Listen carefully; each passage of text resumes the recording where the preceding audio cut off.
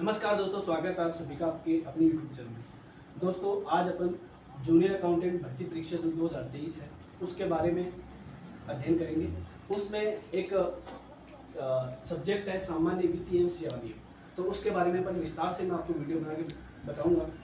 इसमें दोस्तों ये जो परीक्षा है जूनियर अकाउंटेंट, इसमें ये 25 क्वेश्चन आते हैं, इसके 50 नंबर के सामान्य वित्तीय एवं सेवा नियम के। ठीक है, अब देखिए दोस्तों, इसमें जो है सीधा सीधा नियम पूछे जाते हैं कि भाई ये नियम किस में दिया गया है, 1 नंबर में क्या है, 2 नंबर क्या कहता है, 3 नंबर क्या कहता है, 2(1) क्या कहता है। ठीक है, तो उसके बारे में धीरे धीरे आपको विस्तार से इसके बारे में बताऊंगा।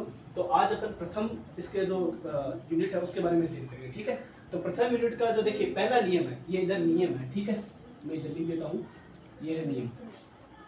ठीक है, तो नियम पहला क्या कहता है, प्रस्तावना। इसमें कहा गया है कि यह नियम जो है सामान्य वित्तीय एवं सेवा नियम के भाग प्रथम में, और ये क्या है, राज्यपाल के कार्यकारी आदेश है। राज्यपाल के कार्यकारी, कौन से, राज्यपाल के कार्यकारी आदेश है। यानी ये है नियम जो भी है, ये सभी विभागाध्यक्ष के जो राज्यपाल के कार्यकारी आदेश है उनके आधार पर ये लागू होती है। ठीक है, भाग फर्स्ट में कहा गया है। इसका दूसरा बिंदु है परिभाषा।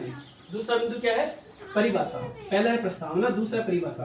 परिभाषाओं के बारे में मैं विस्तार से आपको आगे बताऊंगा। देखिए, और तीसरा नियम, ये बहुत महत्वपूर्ण है, पिछली भर्ती परीक्षा 2016 में आया हुआ क्वेश्चन है। क्या है कि विभागाध्यक्ष, यानी जो भी विभाग का अध्यक्ष होता है, जिस भी विभाग का अध्यक्ष, विभागाध्यक्ष किसी भी राजपत्रित अधिकारी यानी गजेटेड ऑफिसर को, राजपत्रित अधिकारी को कार्यालय अध्यक्ष घोषित कर सकता है। यह नियम कौन सा कहता है, 3 कै।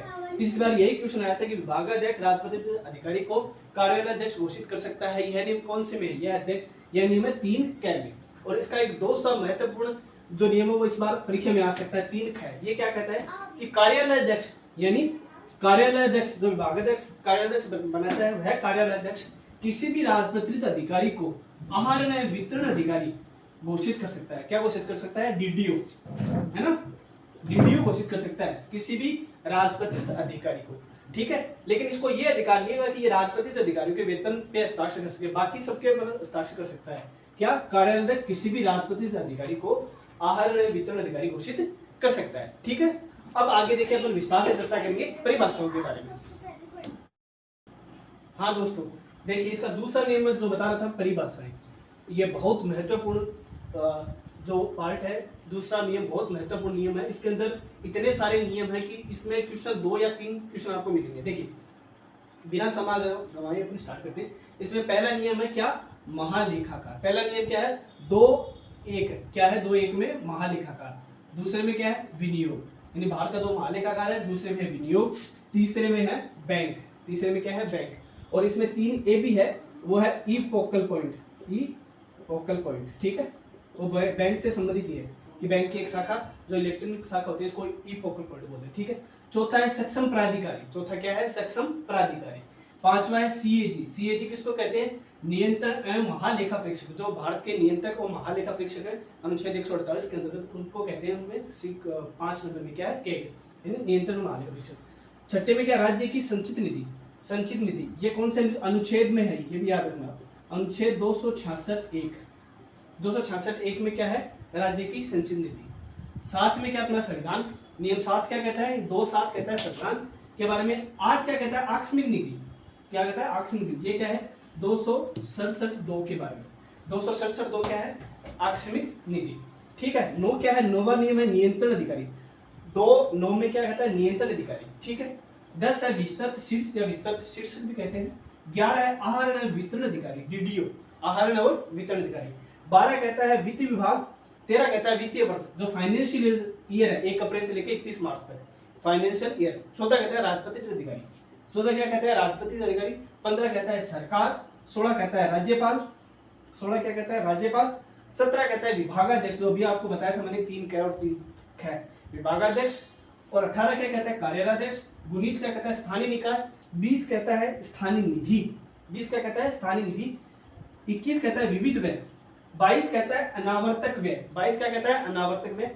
23 कहता है लोकलेखा। क्या, लोकलेखा। 24 कहता है लोक निर्माण के कार्य। 24 क्या कहता है, लोक निर्माण के कार्य। 25 जो कहता है पुनर्विनियोग। 25 में क्या है, यानी 2-25, नियम 2 के अंदर 25 क्या कहता है, पुनर्विनियोग। 26 कहता है आवर्तक व्यय। 27 कहता है प्रादेशिक अधिकारी। 28 कहता है अधीनस्थ प्राधिकारी। और 29 कहता है कोषागार। टोटल कोषागार है, याद रखना 41, अभी जो वर्तमान में है 41, अगर कुछ अपडेट होगा तो मैं आपको बता दूंगा। और उप कोषागार है 253। उप कोषागार कितने हैं? 253। 30 कहता है कोषागार नियम और 31 कहता है ई भुगतान। ठीक है, क्या कहता है 31 ई भुगतान। और आगे जो 4-5 पॉइंट है वो यहीं पे लिख देता हूं। 31 कहता है ई भुगतान।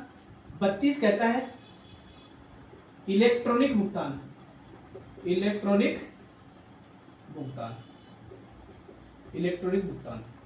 33 कहता है ई ग्रास। और 34 कहता है ई पेमेंट, नहीं ई भुगतान, इलेक्ट्रॉनिक भुगतान, ई ग्रास और ई नीलामी। क्या कहता है? ई नीलामी। तो ये थे साथियों 34 नियम जो परिभाषाएं हैं उसके अंतर्गत बताया गया है। 2 में जो नियम है टोटल है 34, और 34 इंपॉर्टेंट है, याद रखना। इनमें 2 या 3 क्वेश्चन आते हैं इनके अंदर, यानी पहला चैप्टर बहुत ज्यादा इंपॉर्टेंट है। ठीक है साथियों, इसी के साथ मैं अलविदा लेता हूं आपसे। नेक्स्ट वीडियो में फिर मिलेंगे, तब तक के लिए जय हिंद, जय भारत। अगर आपको वीडियो अच्छा लगे तो लाइक, शेयर और सब्सक्राइब जरूर करना, और अपने मित्रों के साथ अगर आपको अच्छा लगे वीडियो, जो भी जूनियर अकाउंटेंट की तैयारी कर रहे हैं उनको शेयर करना। ठीक है।